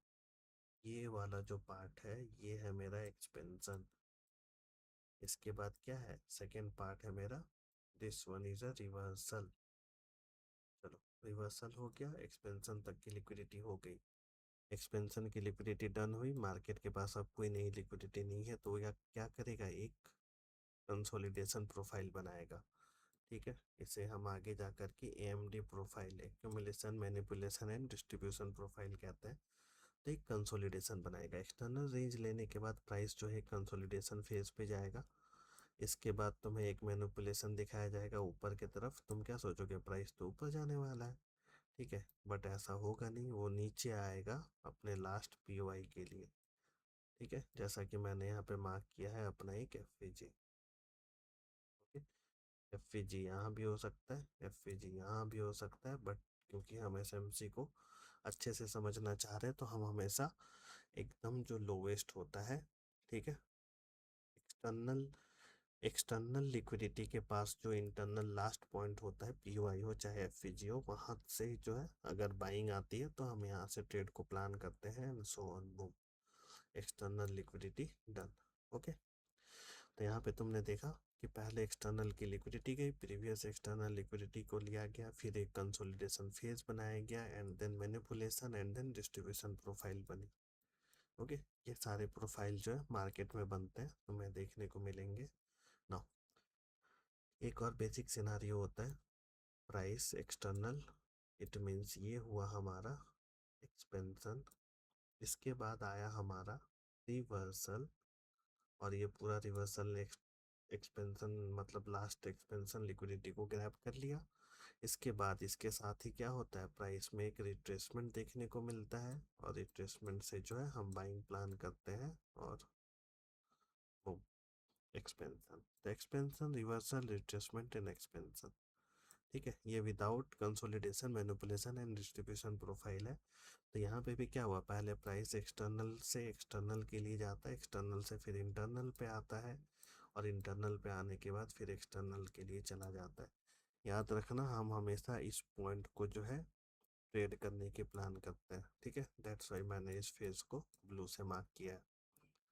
ओके, जब भी हम ट्रेड प्लान करेंगे एज SMC ट्रेडर, सॉरी, हाँ, तो हम हमेशा जो है एक्सपेंशन को पकड़ने की कोशिश करेंगे ना।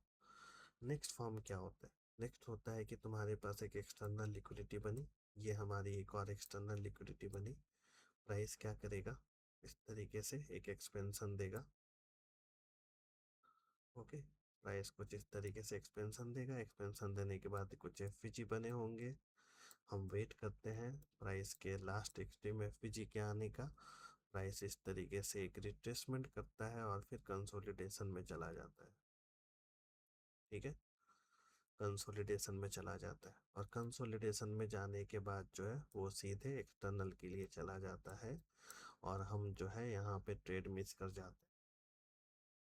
समझ रहे हो, क्योंकि तुम जो हो वेट करोगे इस FVG के आने का या फिर इसके आने का। ऐसा कब होता है, ऐसा होगा जब तुम्हारे पास कोई कोरिलेशन हो। ठीक है, कोरिलेशन हो इसका मतलब मान लो निफ्टी जो है, मान लो निफ्टी का मोमेंटम है, ठीक है, तुम निफ्टी के चार्ट को देखते हो, तुम्हें in the money, out of the money and at the money भी पता है। ठीक है, तो इन द मनी, ओके, और आउट ऑफ द मनी, ये दोनों चीज़ों में ऐसे स्ट्रक्चर बनते हैं प्रीमियम में। ठीक है, बिकॉज वो इन द मनी नहीं होते हैं। ठीक है, तो आउट ऑफ द मनी होगा तो फिर उसमें भी ये स्ट्रक्चर तुम्हें देखने को मिल सकता है, जब तुम प्रीमियम को देखोगे तो उसमें भी ये स्ट्रक्चर देखने को मिल सकता है कि बिना FVG को टैप किए ही वो प्राइस निकल गया। क्यों निकल गया, क्योंकि निफ्टी ने पहले ही टैप कर चुका था। ठीक है, बहुत बार ऐसा देखोगे कि वो रेंज टूटता नहीं है, बट उसके पहले ही जो है मोमेंटम आ जाता है प्रीमियम में, जब तुम दोनों चार्ट को बैक टू बैक एक साथ देखोगे, और इस वीडियो को देखने के बाद शायद तुम जो है जरूर देखोगे, राइट, कि क्या सच में ऐसा हो रहा है या नहीं हो रहा। तो ये प्रोफाइल तुम ध्यान रखोगे, एक्सपेंशन होगा, देन कंसोलिडेशन होगा, एंड देन एक्सपेंशन हो जाएगा। ठीक है ना, ना देखो, एक सिंपल सा एग्जांपल था मेरा यहाँ पे। ओके, ये एग्जांपल है, बहुत पुराना ही है, राइट, 24,500 का पुट था, 7 जुलाई का हमारा जो है हमने प्लान किया था। इसकी प्लानिंग थी क्या, देखो प्राइस कुछ इस तरीके से गिरा, ठीक है, एक लो बना, लो बनने के साथ साथ क्या हुआ, एक रेंज बना, देख सकते हो तुम, यहाँ पर एक रेंज बना, इट मीन्स प्राइस कुछ इस तरीके से नीचे आया। ओके, तो ये पॉइंट बना मेरा एक्सटर्नल, ये पॉइंट बना मेरा एक्सटर्नल, सॉरी, ये पॉइंट बना मेरा एक्सटर्नल। इसके बाद प्राइस ने क्या किया, एक रेंज बनाया, रेंज बनाने के बाद इस लिक्विडिटी को ग्रैब करता है, ग्रैब करने के बाद ओके, ये लिक्विडिटी ग्रैब होती है, ग्रैब हो गई, ग्रैब होने के बाद प्राइस ऊपर जाता है, ऊपर जाता है तो देखो ये वाला जो था, जो भी पार्ट था, या फिर यहाँ पे एक एफ है, ये सारी चीज़ें बाद में मैं समझाऊंगा। एफ का ये 0.5 था, जहाँ से रिजेक्शन आया, प्राइस कुछ इस तरीके से। ओके, टाइम फ्रेम देखोगे तो 15 मिनट का, अगर मैं 1 मिनट में इसे रखता तो मैं तुम्हें और अच्छे से समझा पाता कि यहाँ पे CIST तुम्हें देखने को मिला, और इस पॉइंट पे MSS देखने को मिला, या फिर इसी पॉइंट पे जो हो सकता है तुम्हें एक MSS देखने को मिला हो, और MSS के बाद प्राइस नीचे आता है और फिर बूम 260 तक के लिए चला जाता है, और फिर प्राइस के नीचे आने का वेट करना है, जब वो इस लेवल पे आएगा तो यहाँ से बाइंग करके यहाँ तक के टारगेट होंगे, ठीक है। ये एग्जांपल मैंने इसीलिए यहाँ पे रखा था, जिससे कि मैं तुम्हें समझा पाऊँ जब मैं ट्रेड प्लान करता हूँ तो मैं क्या सोच करके ट्रेड की प्लानिंग करता हूँ। ओके, तो याद रखना कि जब भी मैं ट्रेड प्लान करता हूँ तो मैं कोई भी जो है इंडिकेटर्स नहीं देखता, मैं मल्टीपल चार्ट्स को फॉलो नहीं करता, मैं जस्ट सिंपल प्राइस एक्शन और लिक्विडिटी को फॉलो करता हूँ। No, this is best, right. एक अच्छा एग्जांपल अगेन देखने को मिलेगा, देखो क्या मिला तुम्हें, एक एक्सटर्नल, ठीक है, प्राइस नीचे आता है, अगेन एक एक्सटर्नल, टाइम फ्रेम देखो 5 मिनट, ओके, प्राइस कुछ इस तरीके से नीचे आता है, ओके, इस स्विंग की लिक्विडिटी को ब्रेक होती है, मैं इसे मार्क करता हूँ यहाँ पे अपना MSS, ठीक है। MSS मार्क करने के बाद देखो एक्चुअली होता क्या है, MSS मार्क करने के बाद मैंने क्या किया, ये जो लास्ट बाइंग कैंडल थी, क्योंकि यहाँ पे देख रहे हो एक रेंज बनी पड़ी है, फिर रेंज का अप में ब्रेक होता है, फिर वो देखो नीचे आता है एग्जैक्ट 0.5 लेवल पे, अगर ये नहीं होता ना मैं तुम्हें दिखा पाता 0.5 लेवल पे, और 0.5 लेवल से ही अगेन एक बड़ा सा मोमेंटम शो होता है। इस कैंडल को ध्यान देना, राइट, इस कैंडल ने देखो एक्सटर्नल की लिक्विडिटी ग्रैब कर ली, ठीक है, समझ पा रहे हो सेटअप को, ये किस तरीके से तैयार किया जाता है।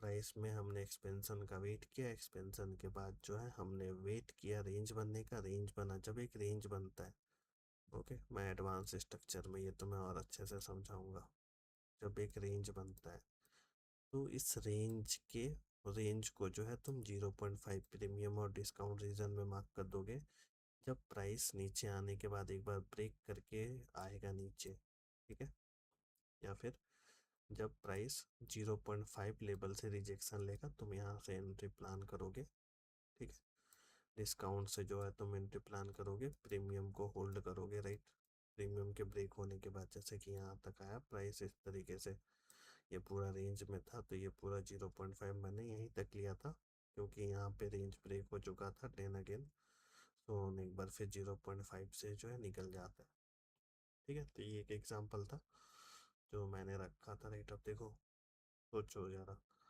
80 to 82 के आसपास में, राइट, इस लेवल में 80 से 82 के आसपास की बाइंग, और 77 3 से 4 पॉइंट का एसएल 5 मिनट के टाइम फ्रेम पे, बट टारगेट कहाँ का है, 164, 80 to 164, ठीक है, नाउ देखो,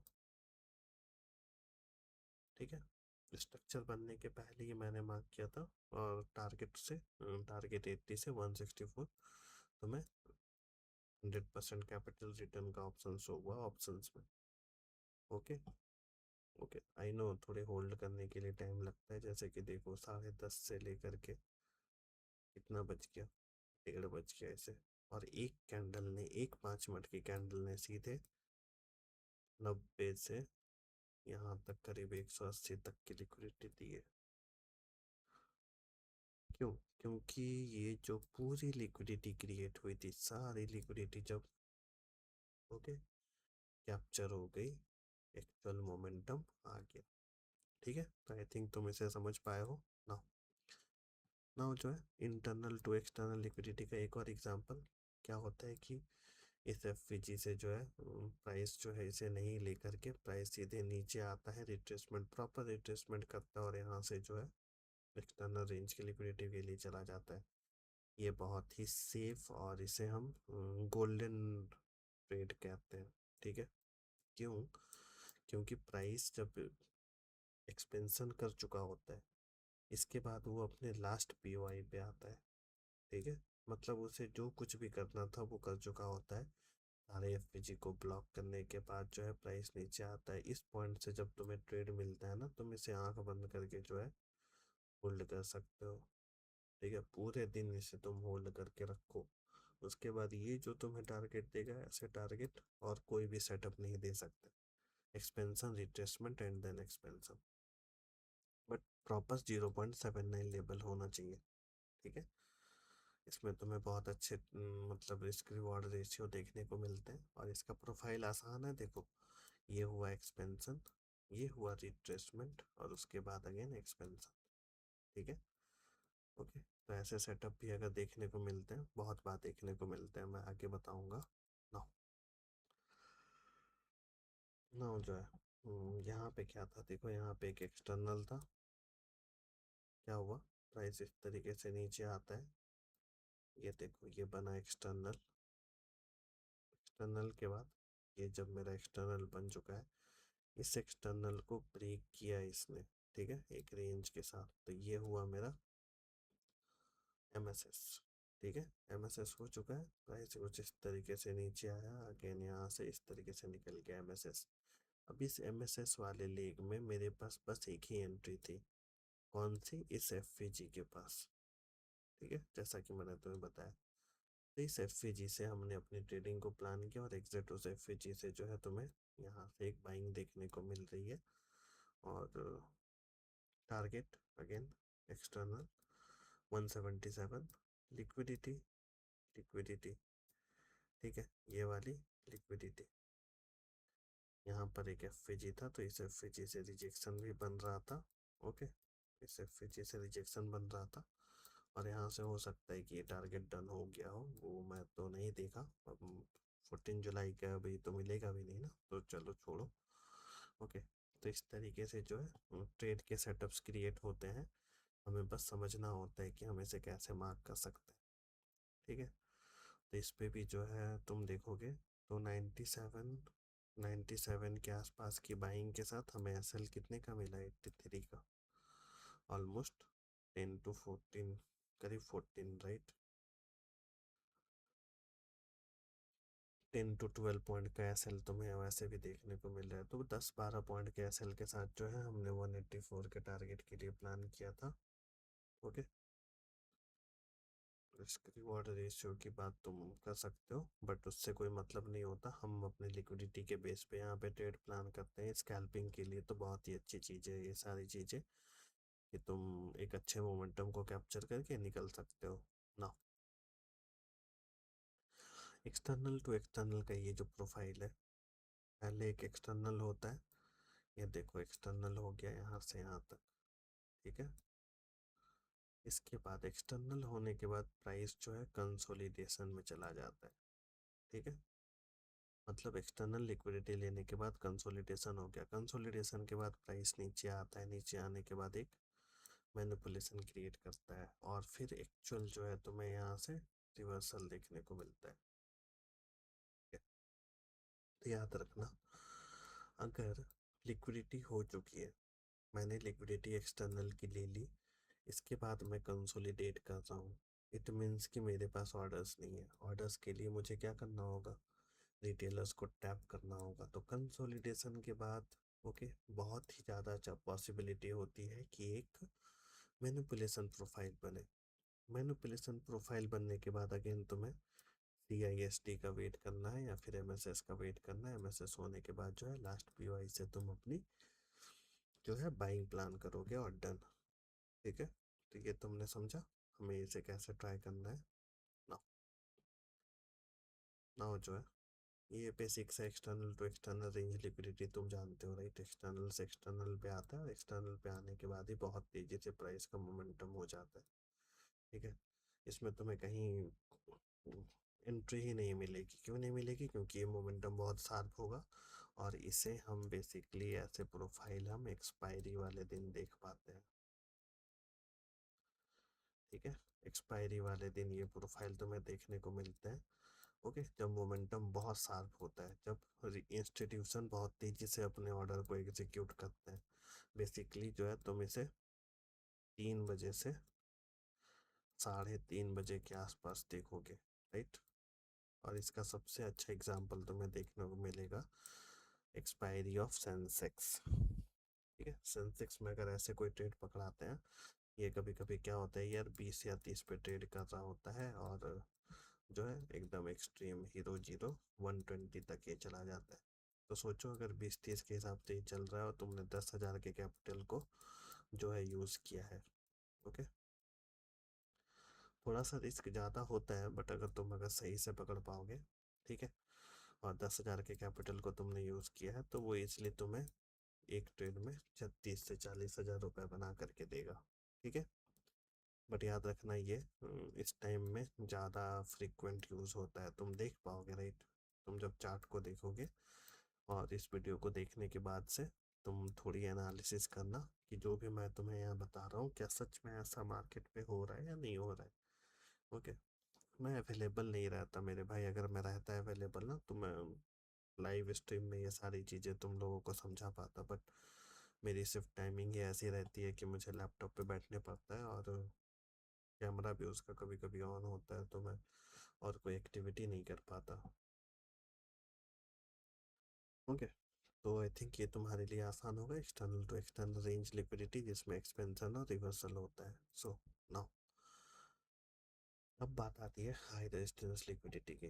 देखो इसे समझना बहुत इंपॉर्टेंट है, हाई रेजिस्टेंस लिक्विडिटी, और जो तुम्हें कंफर्म करती है कि कैसे तुम्हें ट्रेड प्लान करना है। देखो मान लो कोई प्रीवियस लिक्विडिटी थी, एक्सटर्नल लिक्विडिटी, ठीक है, ये वाली प्राइस कुछ इस तरीके से नीचे आया, एक्सटर्नल लिक्विडिटी ये बनी, एक लिक्विडिटी ये बनी, इसके बाद प्राइस ने एक 3 कैंडल स्विंग बनाया। ठीक है, प्राइस इसके ऊपर निकल गया बट सस्टेन नहीं करता है, फिर नीचे चला आता है और फिर कुछ इस तरीके से चला आए। ठीक है, मतलब एक्सटर्नल लिक्विडिटी ये वाली बनी मेरी। ठीक है, इसकी लिक्विडिटी स्वीप हुई, ये रहा। ओके, इसकी लिक्विडिटी स्वीप होने के बाद प्राइस नीचे आता है, नीचे आने के बाद अगेन थोड़ा ऊपर जाता है, लास्ट पी वाई और फिर यहाँ से ब्रेक। तो ये मेरा स्ट्रॉन्ग हाई रेजिस्टेंस लिक्विडिटी बनता है, समझ पा रहे हो? ये जो है मेरा एक स्ट्रॉन्ग हाई रेजिस्टेंस लिक्विडिटी बनता है। बट मान लो यहाँ कहीं लिक्विडिटी थी। ओके, ये कैंडल थोड़ी कुछ इस तरीके से कर लो राइट, जिससे ज़्यादा आसान हो। ये रहा, ये वाली वो कैंडल बना लो कुछ इस तरीके से, ये कैंडल है राइट, ये वाली वो कैंडल है। इसके बाद वाली कैंडल जो है कुछ इस तरीके से यहीं पर लिक्विडिटी को डन करता है इस पॉइंट तक। ठीक है, इसके हाई की लिक्विडिटी नहीं लेती, प्रोटेक्ट कर ली जाती है, प्राइस कुछ इस तरीके से ऊपर आता है और फिर नीचे आ जाता है। डिस्प्लेसमेंट देख करके तुम एंट्री प्लान करते हो, कभी कभी ये टारगेट टर्न होता है और कभी कभी यहाँ तक आने के बाद जो है वो ये लिक्विडिटी हंट होती है एंड देन ये बनता है मेरा वीक हाई रेजिस्टेंस लिक्विडिटी। ठीक है, जब प्रीवियस लिक्विडिटी हंट ना हो करके, ओके, एक नए तरीके से, देखो मैंने तुम्हें पहले ही बताया यहाँ पे अगर कुछ नहीं होता और वहीं से जो मोमेंटम नीचे चला आ रहा है और लिक्विडिटी को हंट किया जा रहा है तो ये मेरी इंजीनियर्ड लिक्विडिटी बनी। अब क्योंकि ये मेरी इंजीनियर्ड लिक्विडिटी है तो तुम्हें पता है कि ये क्या बनेगा, एक स्मार्ट मनी ट्रैप बनेगा। तो तुम वेट करोगे इसके स्वाइप होने का और स्वाइप होने के बाद वो तुम यहाँ से एंट्री प्लान करोगे। तो ये होता है high resistance liquidity and low resistance liquidity.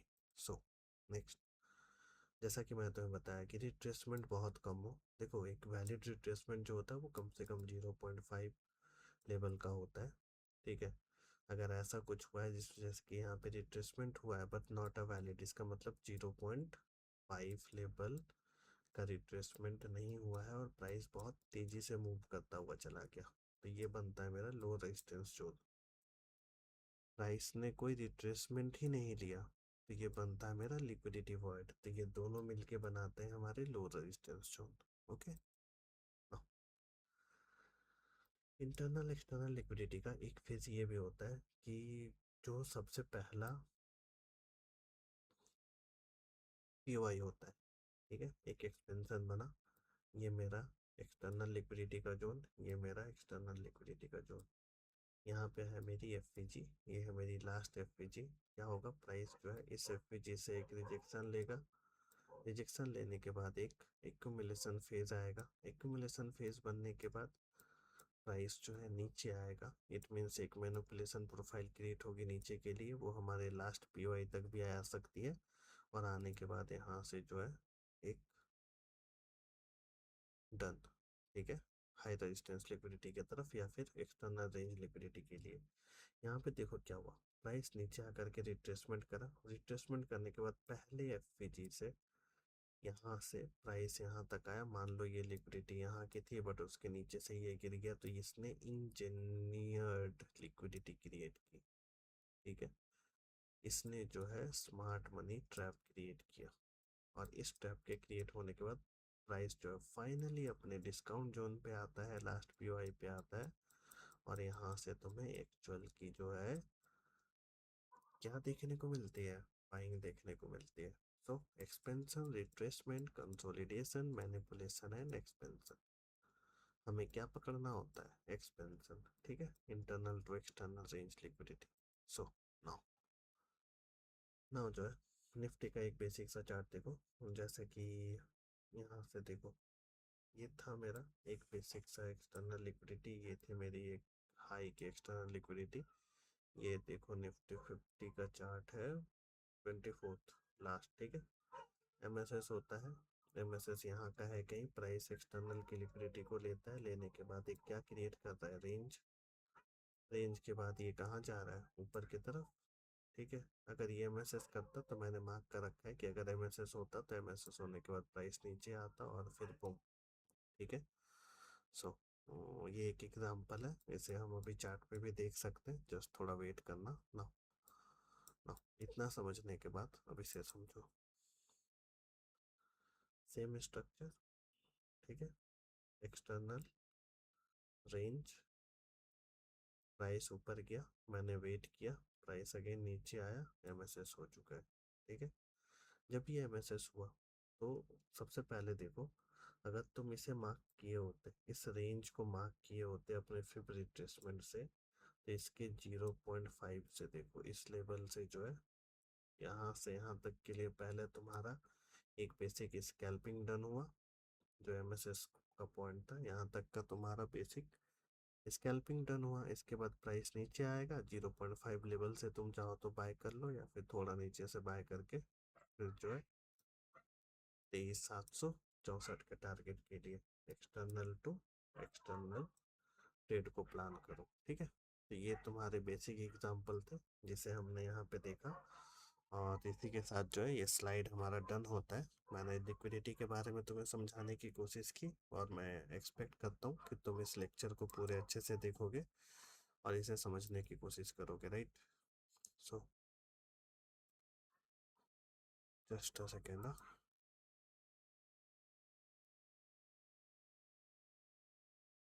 Okay, ठीक है, चार्ट को 1 मिनट के टाइम फ्रेम पे हम लेके आते हैं, जस्ट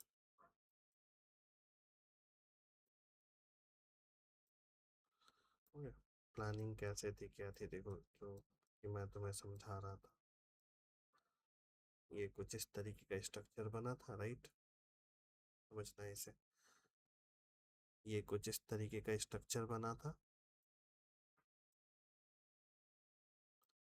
क्योंकि मैंने तुम्हें उस दिन भी बताया था फ्राइडे को, कुछ इस तरीके का स्ट्रक्चर बना, प्राइस नीचे आता है, नीचे आता है, एक्सटर्नल करता है, यहाँ तक की लिक्विडिटी थी, एक्सटर्नल करता है, एक्सटर्नल लेने के बाद प्राइस यहाँ से एक्सटर्नल लेने के बाद एक रेंज क्रिएट करता है, ठीक है।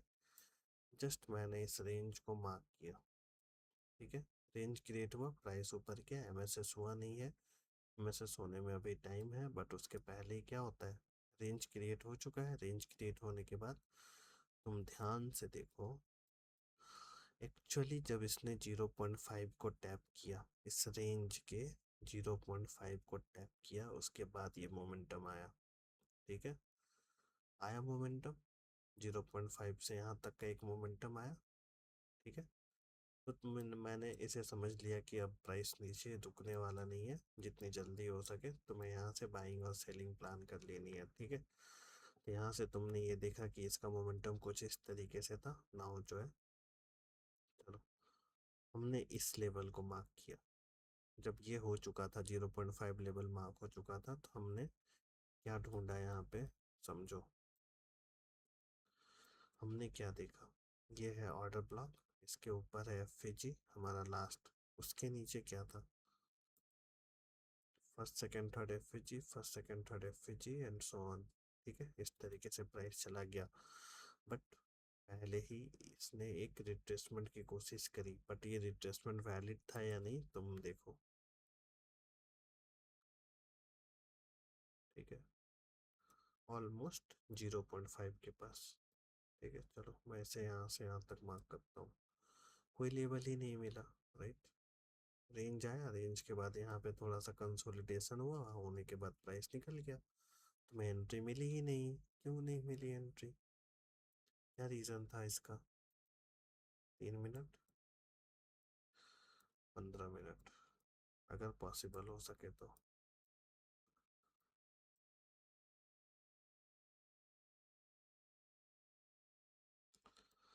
ओके, एक्सटर्नल देखो, ये वाली कैंडल, ये वाली कैंडल। ठीक है, इस कैंडल ने लिक्विडिटी ली, जैसा कि मैंने तुम्हें बताया। एक मिनट, चलो मैं चार्ट को क्लियर कर देता हूँ ना। Remove 19 drawing. ठीक है ना,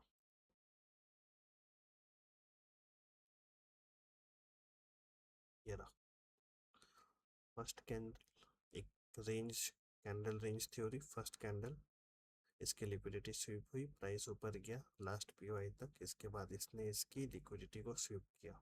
लिक्विडिटी स्वीप करने के बाद प्राइस नीचे आता है, जस्ट अ सेकेंड, कुछ इस तरीके से देखो। ओके, कुछ इस तरीके से भी देख लो। ठीक है, हायर टाइम फ्रेम में देखो कितना ही क्लियर है। प्राइस इस तरीके से डाउन आता है, डाउन आने के बाद अब जाता है, एक डिस्प्लेसमेंट क्रिएट करता है, डिस्प्लेसमेंट क्रिएट करने के बाद एक रिट्रेसमेंट आया, एक एक्सपेंशन, एक डिस्प्लेसमेंट, एक रिट्रेसमेंट, अगेन एक एक्सपेंशन, और बूम, सारी लिक्विडिटी खत्म। ठीक है, तो 1 मिनट में तुम्हें इसलिए वहां पे समझ में नहीं आ रहा था, बट 15 मिनट के टाइम फ्रेम में तुम इसे इजिली समझ सकते थे, राइट। ठीक है, कैंडल रेंज थ्योरी प्लस उसके साथ लिक्विडिटी की मार्किंग, प्लस उसके साथ जो हमने आज के लेक्चर में जो भी चीज़ें समझी, एक्सपेंशन, रिट्रेसमेंट और बाकी चीज़ें, ओके, कैसे प्रोफाइल पे क्रिएट होती हैं। ठीक है, 0.79 प्रॉपर लेवल के आने का हमने वेट किया, आने के बाद जो है तुम इस पॉइंट से जो है एंट्री प्लान करते और यहाँ से तुम। ओके, तो देखो ये एक तरीका है ट्रेड प्लान करने का। अब ये आता कहाँ तक है, समझो। ठीक है, लिक्विडिटी तो यहाँ की थी, एक्सटर्नल लिक्विडिटी तो यहाँ तक की थी, बट ये यहीं तक क्यों आया, इसे समझो। देखो, प्राइस जब इस तरीके से नीचे आया था यहाँ से यहाँ तक, तो ये सारी चीज़ें हो चुकी हैं ना। इस पॉइंट से लेके इस पॉइंट तक एक लिक्विडिटी गैप था, ये रहा, एक वर्ड था। ठीक है, इस वर्ड का देखो, 0.5 0.6 को टैप करके रिजेक्शन। अब कल के दिन नेक्स्ट डे क्या हो सकता है, प्राइस इस तरीके से नीचे आया, अगेन इस लेवल पे आया। ठीक है, इस लेवल पे आया तो हम यहाँ से बाइंग करेंगे, अगर वो इसके ऊपर निकल जाता है और यहाँ पे 3 कैंडल स्विंग बनती है तो हम सेलिंग करेंगे, या फिर हम वेट करेंगे एक्सट्रीम 24,000 के जाने का। ठीक है, अपना थोड़ा डेली टाइम फ्रेम को देखो, तुम्हें लग रहा होगा कि मैं तुम्हें क्या ही चीज़ें सिखा रहा हूँ, राइट। सुनाओ, दिस वन, जैसा कि मैंने तुम्हें बताया था कि पिछले वीक में, ओके, मैंने ये चीज़ मार्क करी थी। देखो 1 2 3 4 5 6 7 8 लिक्विडिटी बनाई गई, 8 दिनों की लिक्विडिटी बनाई गई, 8 से लेकर के यहाँ तक। इसका एक ब्रेकआउट अप की तरफ दिखाया गया, ठीक है, समझ रहे हो? अप के लिए तुम्हें एक ब्रेकआउट दिखाया गया, बट हुआ क्या? प्राइस नीचे, कहाँ तक? यहाँ तक, 23,600। मैंने जब इस मंथ की स्टार्टिंग की थी, उस टाइम पे ही मैंने तुम्हें बता दिया था कि जो है 23,800 की लिक्विडिटी हंट होनी बाकी है। ओके, वीकली के हिसाब पे।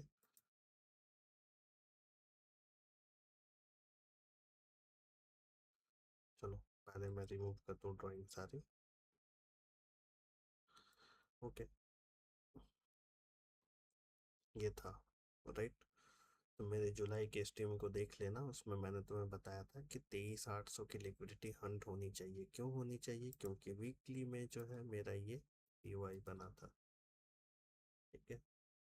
अगर अब ये first candle, second candle, third candle, ये वीकली है, राइट। नेक्स्ट वीक की कैंडल कैसे क्लोज हो रही है उस पर भी डिसाइड होगा। अगर वो नीचे क्लोज होता है तो वेल एंड गुड है, हम यहाँ तक के लिए जाएंगे, बिकॉज यहाँ पे तक वॉल्यूम इम्बैलेंस है, 22,712 का वॉल्यूम इम्बैलेंस है और ये लिक्विडिटी है। अगर हम ऊपर जाते हैं तो हम कुछ इस तरीके से 24,500 तक हम देख पाएंगे, ठीक है। और इधर तो पूरी लिक्विडिटी पड़ी है, बट इधर में देखो, इधर की सारी लिक्विडिटी हंट हो रही है धीरे धीरे करके। यहाँ तक की लिक्विडिटी इसने हंट करी थी, अगेन प्राइस इस तरीके से।